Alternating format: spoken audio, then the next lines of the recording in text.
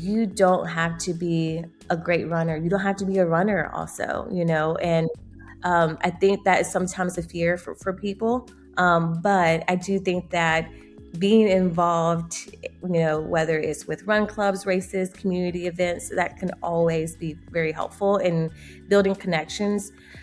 Being resourceful has really taught me to think creatively and approach problems differently. And I think that has really shaped how I approach, whether it's product design, my leadership style, and ways to think innovatively. Welcome to the Safe Space Running Podcast, where we're here to encourage, empower, and enable. It is truly my pleasure to have Nguyen on the call. I am always in awe of you in general, but I'm so honored to have you. How are you doing today? I'm doing well. How are you? And thank you so much for having me. No, the honor is truly mine. I'm doing well overall today. I had my long run today, so I was a little gassed out this morning. I had was it 14 on the books. I'm making poor decisions and going to register, I think, for the San Francisco Marathon. I don't know why. I mean, I know why. Friendship is always a thing for me, but I know it's super hilly. But enough about me. Before we dig into the heart of the conversation, what is your fitness journey looking like? Do you have any races or any goals in mind for this year? Yeah, I think that my current fitness journey is quite complex, I would say. Hmm. I'm in this constant mindset where, being a new mother, a relatively new mother now, and prioritizing my daughter and Hmm. therefore my family, I think has been my top priority. And so I would say growing up, putting my education, career, family has always been first. And so my physical health sometimes take the back seat because I can't help but to think that I come off as being selfish when I prioritize Hmm. myself. So I think growing up in both culture where doing things for the collective is better than oneself, I think that's something where I constantly go back and forth with. And so, with that said, I think that I try to shift my mindset these days to where when I am prioritizing my physical health, it is helping my family, the way that I show up as a mother, the way I show up in taking care of my parents. And so we try to do things as a family these days too. And so I try to encourage my parents to go out with myself and my daughter. We play tennis, pickleball, we go for walks. And I'm getting ready to do the AAPI 5K that's coming up in May. It's actually one of the first one in Charlotte. So we're really excited to host that, which is one of the organization that I co-founded called Pace of the East. And so we're really excited in putting that together. That's exciting. I'm so glad. I've heard that from various people about. There's a study I was just looking at not too long ago about talking about the mindset of time given towards fitness with other priorities, especially in women. But I'm glad and encouraged to hear that you're taking a new balance in that perspective of prioritizing not only your health but your parents' health. I love seeing my. I've been getting my mom out to walk more, which is I love my mother so much, and it's been so good to see her go out and be active and trying to pass it. You would sometimes generation things go down, but I think that's a nice generation that can go up the chain in that regard. So that's really good to hear. And I think that, just to add, it took my mother going to the hospital for Mm. that to also shift because she didn't realize how that affected her health as well. So, just long story short, we went through some medical challenges with her, and then that was where it just kind of pushed her to be more active. And so we're doing things together as a family uh, to help us collectively for all of our health. So, yeah. I love that. You stay motivating people, which is the reason why I have you guys here on this call, because you part of this month series that I've been doing is talking to people who's truly inspired me to really dig deeper into the space of running and walking. And we met at the TRE conference. And just to describe, you are the board president of RIDC, and those who are not aware, that's the Running Div- Industry Diversity Coalition. See, my words catch me every episode, but we got it right. And you're also the VP of product at Features. And you already mentioned as well, founders of Pace of the East Fitness Group. And I wanted to really sit down and learn more about your story. And I was going to say this toward the end, but I'm a kind of hint at it as well. The first conference that I went to session was with RIDC, and you was part of the panelists as well. And hearing your experiences and hearing your journey and your direction into this space, especially being, I believe you joined the board as board president last year, but your passion for that inclusion of all different types of, providing equity for those in that space that's not properly represented, really, it lit a fire, to say the least. But I'll digress into that one. What I wanted to ask you, though, was, again, RIDC is all about inclusion and diversity. I know that you were, from some of my research, you were an immigrant from Vietnam, if I'm not mistaken. And I know that our history often plays a huge role into our character and how we act and how we treat others. And my first question to you is, how has your history and your heritage played into your career and your journey into the running industry? Yeah, thank you for that question. I think I always want to pay respect to, my past, our ancestors, and so a lot of the way that I am today is because of them. And so my background, I am Vietnamese American, and I moved to the States when I was about 7 years old, and that has really shaped me. And like I mentioned earlier, I'm constantly living in two cultures, I would say.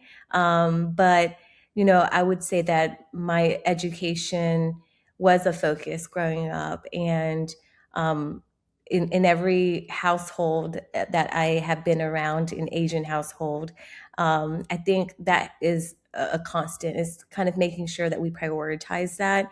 And I would say that the running industry was never something that I pictured in my career growing up. Um, and my path was more creative, and that also wasn't traditional as well, because I was more focused on design.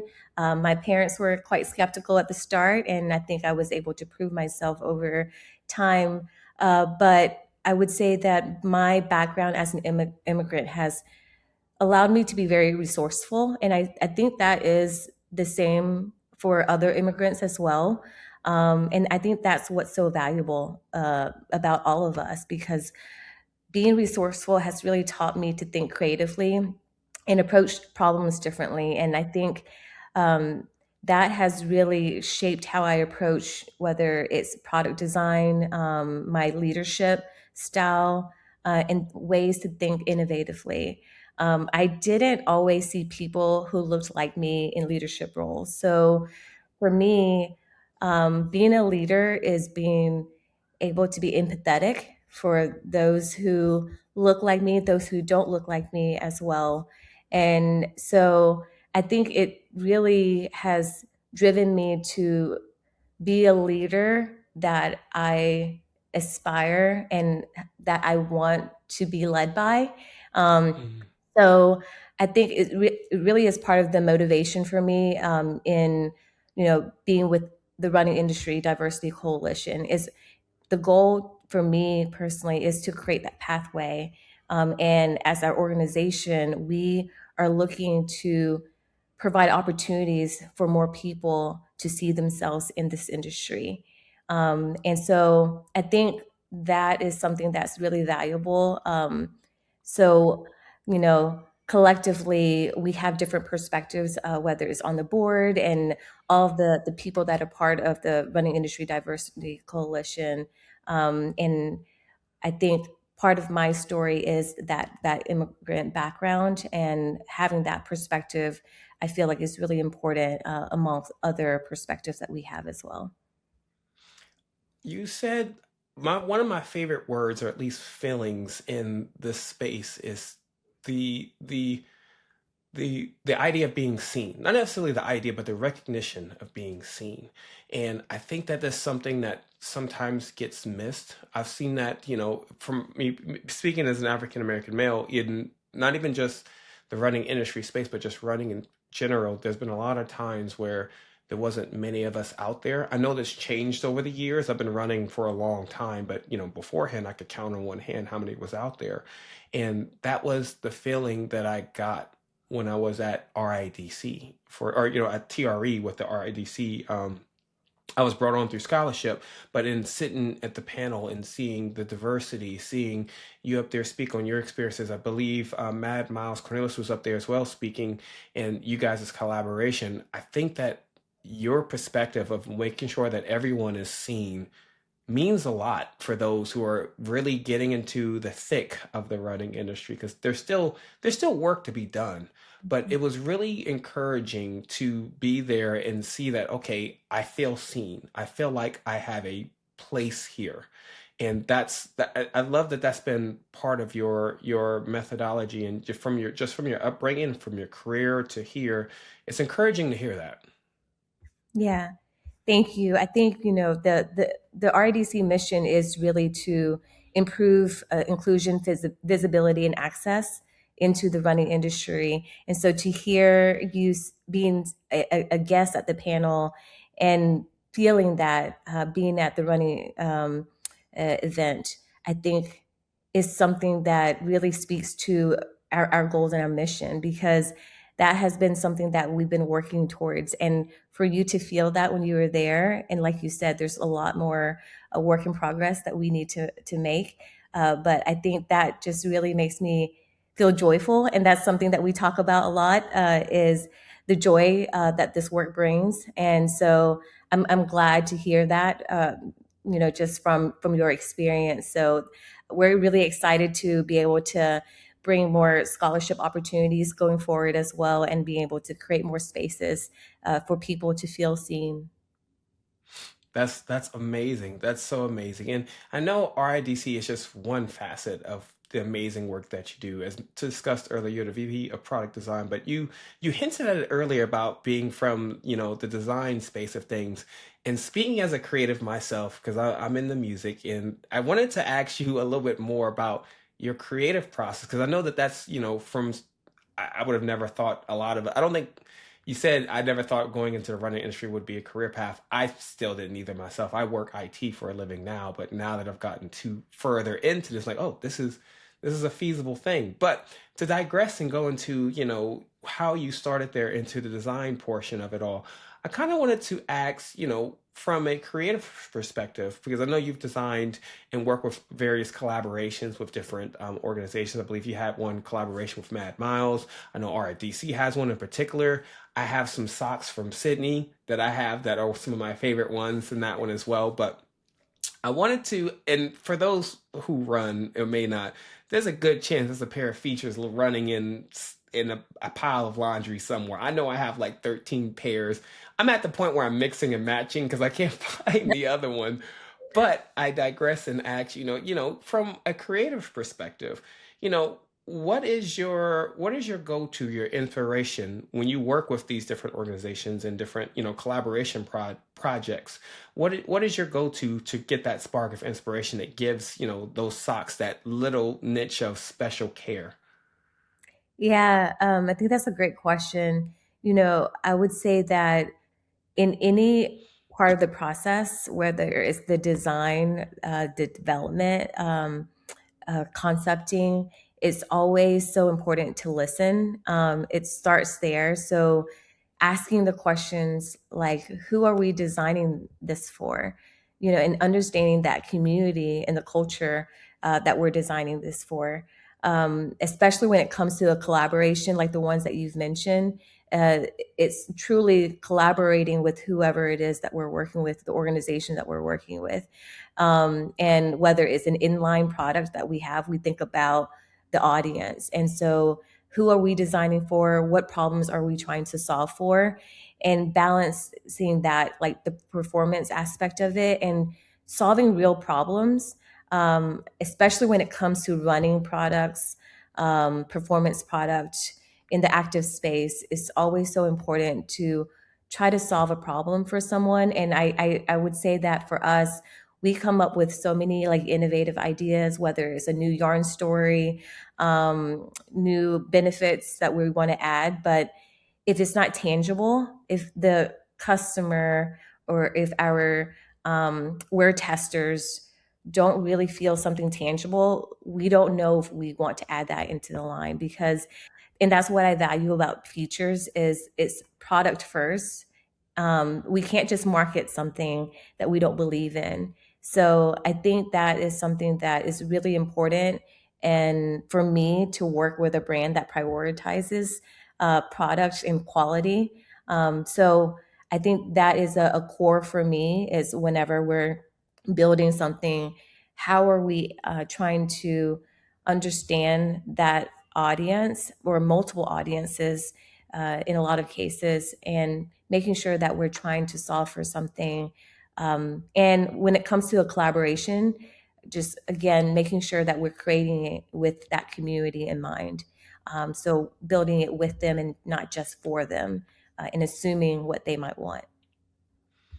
Identity is what came to mind when I went through and looked through my various feature socks because there's running socks all around for sure. I have too many to count over the past what I've been like I said running 20 years now, but each of the collaborations have that sense of identity. It belongs to who it was made for. Like some of my favorite ones right now are the RIDC ones, and it just feels like there is a lot of heart and intention behind. And again, this is the creative in me speaking at this point. It's just a lot of times in art, whether it be art, music, photography, things like that, there's always good art has an intention, has a story behind it. And I love that, with you very, very much involved in that, listening to these organizations, listening to these groups. And it seems frivolous sometimes to some who may not be involved, but clothing means a lot to identity. Sometimes it's good to have a piece, a shirt that you recognize or bond with, or as simple as having really good run socks that mean something to you, that has a mission behind it. And that's what I've really admired so much about, the different designs that you've been able to work with and the designs that I've seen at the, like I said, at the running event and just even looking through the website and seeing various collaborations. And this is speaking, personally speaking, I haven't seen too many running socks because again, a lot of us identify with being a runner, but we have my thing I believe is we are people who run, and there's a humanity and identity that we carry with us when we, each foot hits the pavement, and having something as simple as very good socks with a heart and design behind it speaks a lot to the work that you do in that regards. Yeah, I absolutely agree. I think that that is so important, and people sometimes don't really think about how our identity are intertwined with whether it's the apparel or the socks that you wear. And um, I think it's something that when you think about the design, whether it's the pattern and the colors, there's the functional aspect of it, and then there's the aesthetics, and the aesthetics are what people like see right away. Mhm. And so making sure that when we're designing, like you said, is telling the story and being able to allow people to connect with the product and relate to it. And it's so interesting because it's a product, and um, how do you give it life, and that's through the storytelling. And so hopefully we're able to do that with every part in our line, whether it's something like I said inline or a collaboration limited edition. We try to think it as holistically as possible. And I think there's also, when it comes to collaboration, I think there's more that we can do. As an organization, we at Features, we are smaller, and I would love for us to be able to scale that, in the future. But that is something that we're still figuring out is how do we do more of it and making sure that we are doing it thoughtfully. There are a lot of organizations that reach out to us, and I want to be able to provide opportunities for us to be able to work with more organizations, yet at the same time, like what's feasible and what allows us to really tell a story, and how do we scale this in a meaningful way.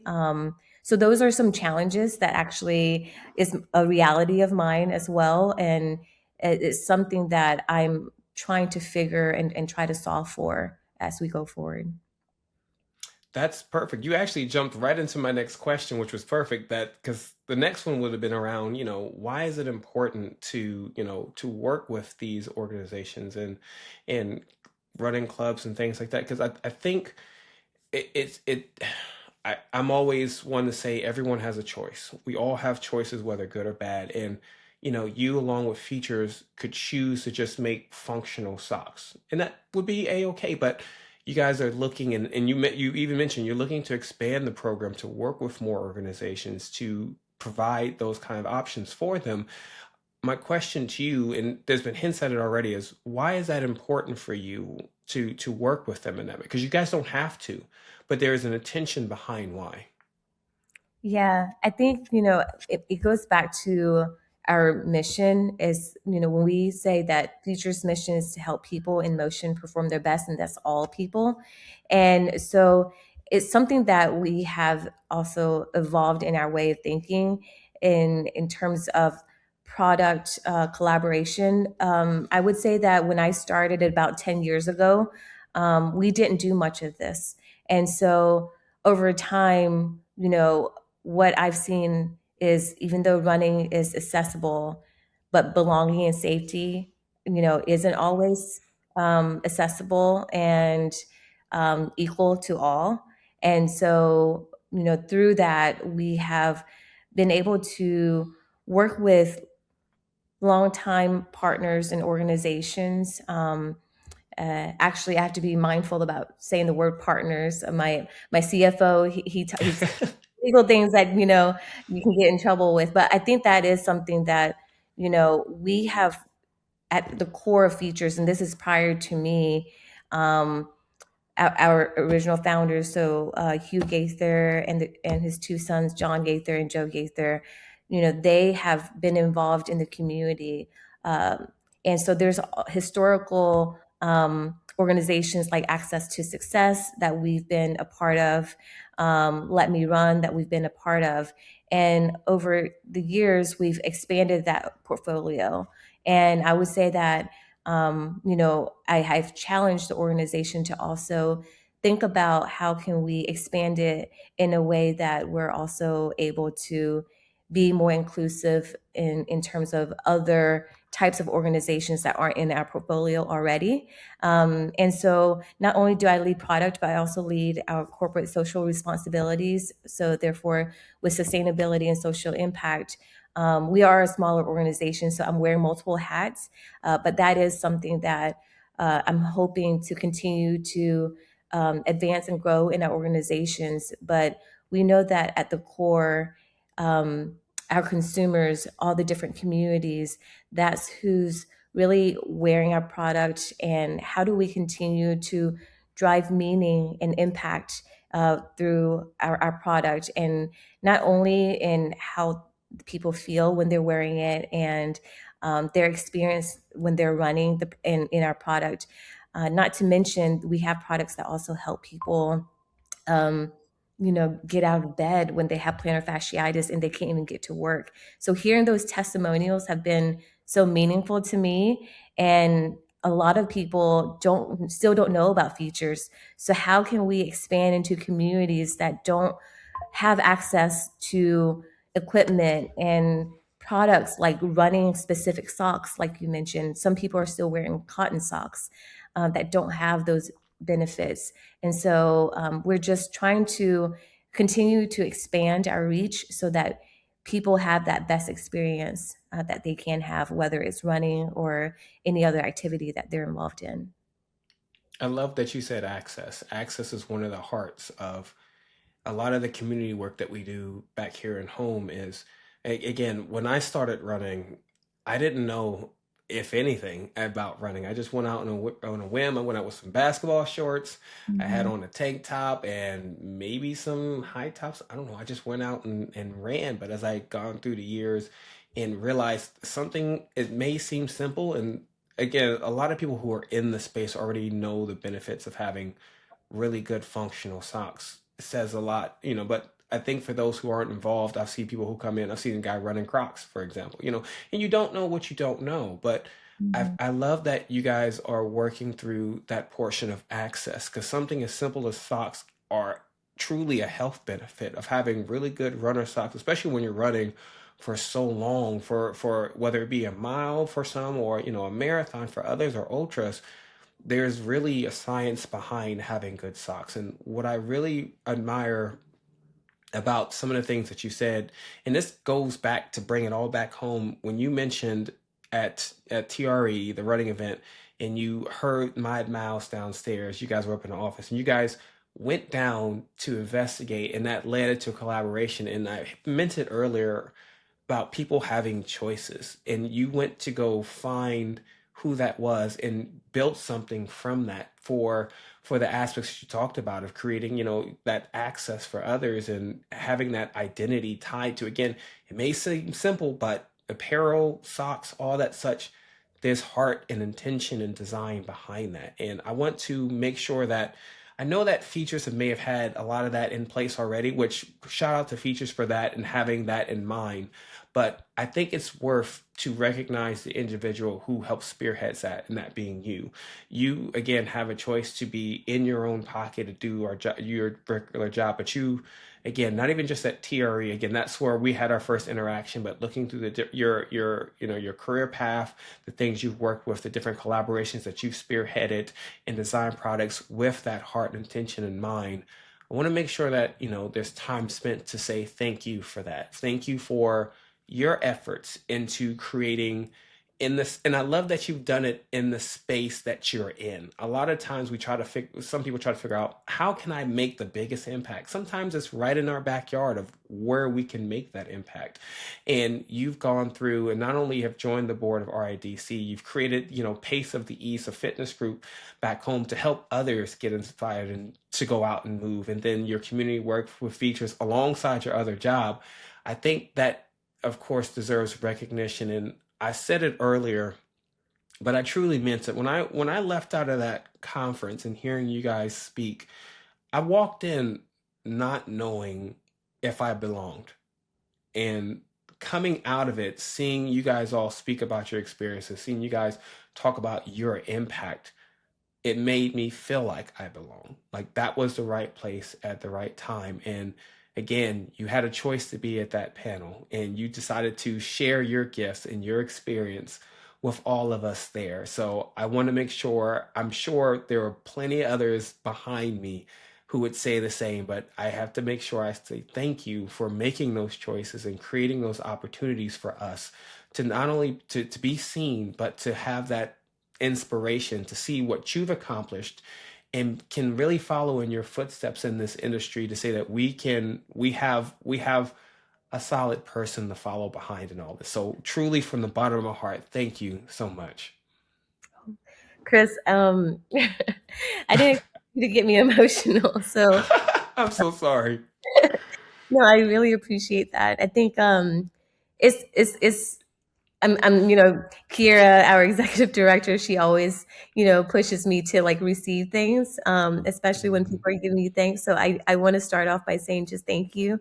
Um, I you know I think I'm just doing just a little bit of my part, and so it just means a lot that you had mentioned all that, because I think that this work is so important, and it actually gives me meaning and purpose in everything that I do. So the product is what I've started with, but this work in the community has really brought a lot of meaning to me. And so, yeah, like you mentioned, just in moments like seeing Mad Mouse down, how lucky were we, to be able to have an amazing run group like them, locally here. So I think there are so many of them locally that we can be a part of. There are national organizations that we are a part of, but I think the local ones are where you can really see the impact.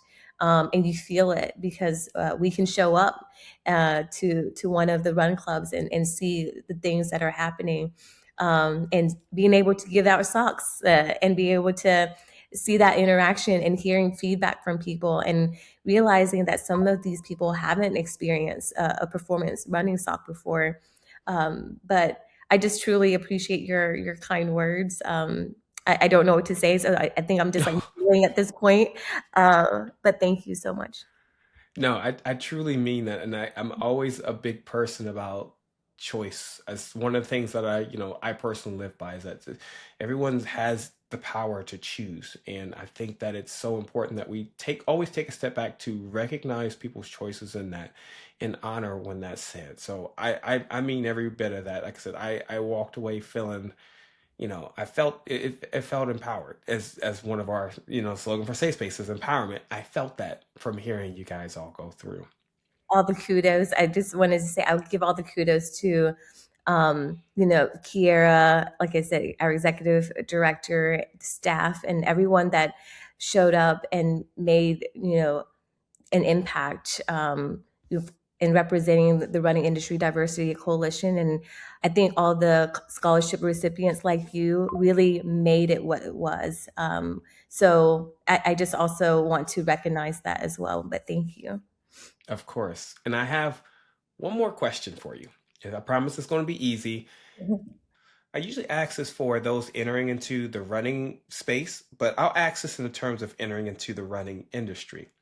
What would be one piece of advice that you would give for someone who's trying to enter into the running industry space? I would say, I think I'm kind of speaking because I had this fear going Mm, into the running space and the running industry. Um, is you don't have to be a great runner. You don't have to be a runner also, mm, and I think that is sometimes a fear for people. But I do think that being involved, whether it's with run clubs, races, community events, that can always be very helpful in building connections. But the reason why I said you don't have to be a runner is because there are so many skill sets that are needed. Um, mm.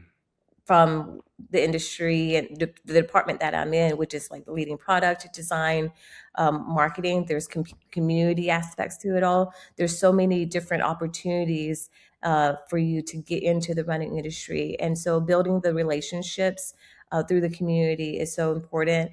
And I think the running industry diversity coalition right now, we are continuing to build our career path and making sure that we are allowing opportunities and being a resource as well. So I just wanted to, mention that you can go on our website and also find ways to look at different types of job opportunities that are out there. And as I mentioned, it's a broad scope of different types of roles. But having a passion for running movement and at the end of the day, people is what really matters. So I would say that just don't be scared or timid. Just go for it. And like I said, as an immigrant, I always try to be resourceful. And so there's always skill sets, that you've had in your past that you can tie in with whatever it is that you're doing. So don't ever sell yourself short. I love that. I love that actually, because a lot of people, I'm glad you said it, because a lot of people assume that you have to be a runner to be involved in the running industry. But that is something we don't talk about enough. Everyone wants to, force you to run or walk in. To me, it's just as long as you're involved and you doing what you feel is best in that space, that's a-okay. So I love that you said that. That'd be. I'm hoping people hear that, and I know they will, and feel encouraged from that, because running's hard, walking's hard, but it's movement that's the end of the day, and just making sure we're all healthy. Again, I'm truly honored to again have spoken with you today. Again, every time we talk, I always feel that invigoration of being in the right place. So I can't thank you enough. I will probably thank you about 20 more times. That's just, you blame my parents on that. That's how they raised me. But genuinely, again, thank you so much for your time. I really appreciate you. Thank you so much, Chris. It's truly an honor, and I just really enjoy you as a person. So this has been such a pleasure for me. So I appreciate you so much. Thank you. Of course.